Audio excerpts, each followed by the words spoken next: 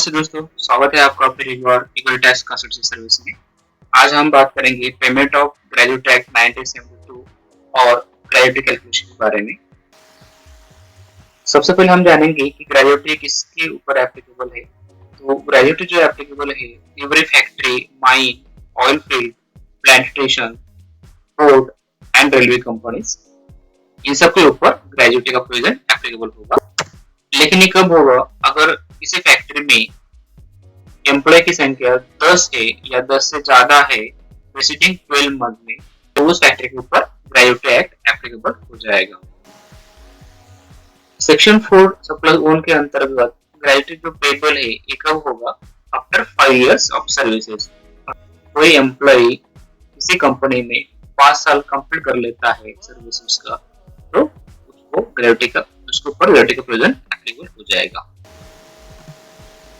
Section 3 के अंतर्गत controlling authority define की है एक्ट 1972 के अंतर्गत, जो ग्रेजुएटी का जो भी पेमेंट होगा उसको मॉनिटरिंग करेंगी।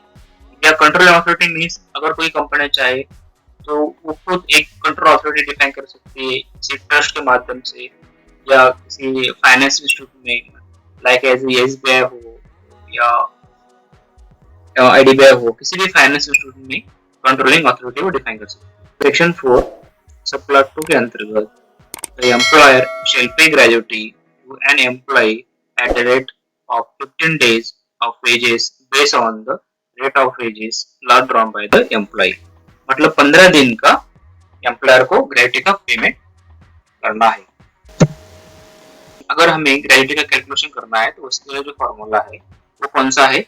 15 days into सैलरी या wages based on last day based on last drawn divided by 26 days into number of services। इस फॉर्मूले से हम किसी भी व्यक्ति का ग्रेजुएटी का अमाउंट निकाल सकते हैं।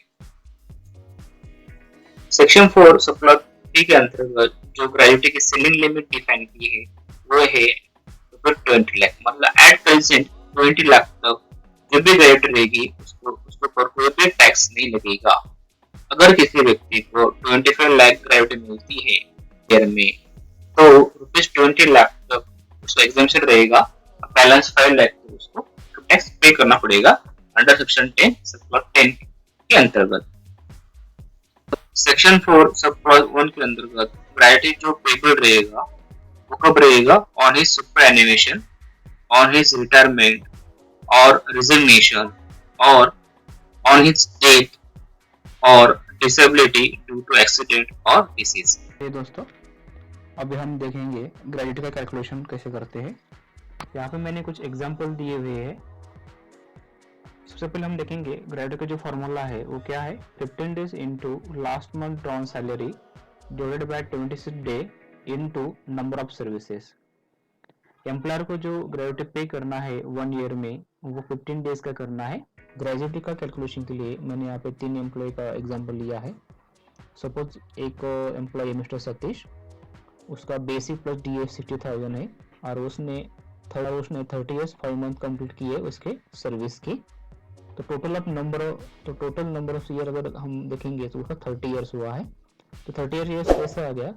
ग्रेजुएटी में अगर मंथ 6 मंथ से अबव रहेंगे तो वो 31 हो जाएगा और 6 मंथ से कम होगा तो काउंट में 30 डेज ही होंगे। तो इसलिए हमने यहाँ पे 30 ईयर्स लिए हैं। उसके बाद नंबर ऑफ डेज अगर देखेंगे हम यहाँ पे, तो नंबर ऑफ डेज जो यहाँ पे निकाले 450 है। तो ये कैसे निकाले? अगर हम 1 ईयर के लिए जो 15 डेज का अगर रहेगा ग्रेजुएटी, तो 30 ईयर का कितना रहेगा? तो 30 इंटू 15 डेज अगर करेंगे तो नंबर ऑफ डेज आएंगे 450। उसके बाद पर डे रेट अगर देखेंगे हम, वो यहाँ पे 2307.69 आए हैं। तो ये कैसे आए हैं? बेसिक प्लस डीए 60,000 जो है उसके मिस्टर सतीश के, तो 60,000 डिवाइडेड बाय 26 डेज अगर करेंगे तो 2307.69 इतने आएंगे। उसके बाद जो ग्रेजुएटी सब पेबल रहेगा तो वो कितना यहाँ पे 10,38,461 इतना आया। तो ये कैसे आया है? Number of days into per day rate, इसको मल्टीप्लाई करें तो इतना अपना ग्रेजुएटी का पेबल का अमाउंट आ जाएगा। सेकंड एग्जांपल अगर देखेंगे मिस्टर सुनील का, इसको अगर बेसिक देखेंगे, इसका बेसिक है 15,000 और इसने नंबर ऑफ सर्विस कंप्लीट की है 14 ईयर 7 मंथ। अब यहाँ पे 7 मंथ है, मतलब 6 मंथ से ज्यादा है, तो ये कन्वर्ट हो जाएगा 15 ईयर्स में, मतलब उसने 15 साल की सर्विस हुई है उसकी कंप्लीट। नंबर ऑफ डेज निकालने के लिए कैलकुलेशन कैसे करेंगे, तो एक साल के लिए 15 दिन है, तो 15 ईयर्स के लिए कितने, तो 15 इंटू 15 करेंगे तो 225 नंबर ऑफ डेज आ गए। उसके बाद पर डे रेट अगर निकालना है हमें, तो वो कैसे निकालेंगे, 15,000 जो उसका बेसिक प्लस डीए है, इसको डिवाइड करेंगे 26 डेज से, तो 576.92 ये पर डे रेट आ गया। रेट पेबल कितना होगा मिस्टर सुनील का, इसके लिए हम क्या करेंगे, नंबर ऑफ डेज जो है तो 225 इंटू पर डे रेट करेंगे 576, तो 1,29,827 इसका ग्रेविटी पेबल आएगा।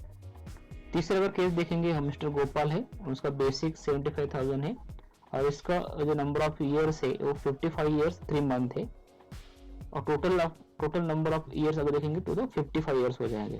तो 3 मंथ है, ये 6 मंथ से कम है, इसलिए हमने यहाँ पे 55 ईयर्स लिए हैं। अब इसका अगर नंबर ऑफ डेज निकालना तो कैसे निकालेंगे, तो 55 years into 15 days is equal to 825 days आ गए। तो गोपाल का ग्रेड अगर निकालना तो कैसे निकालेंगे, फिर number of days into per day rate, तो इसका ग्रेड कितना पे हो जाएगा, 23,79,807। मिस्टर गोपाल का ग्रेविटी 20 लाख के ऊपर है, तो 20 लाख तो जो भी एग्जाम्पशन है वो उनको मिलेगा और बैलेंस 3,79,807 के ऊपर उनको इनकम टैक्स में टैक्स पे करना पड़ेगा। तो दोस्तों आज की वीडियो में हमने जाना कि ग्रेजुएटी जो एक्ट है 1972 ये कौन से कंपनी के ऊपर एप्लीकेबल होगा और वो कब होगा, ग्रेजुएटी की जो सेलिंग लिमिट है वो कितनी है, ग्रेजुएटी कितने साल के बाद एम्प्लॉय को मिलेगी, उसके बाद हमने जाना कि ग्रेजुएटी की कैलकुलेशन कैसे करते हैं। तो दोस्तों आज की वीडियो में इतना ही, फिर मिलते हैं नेक्स्ट वीडियो में, तब तक बाय बाय।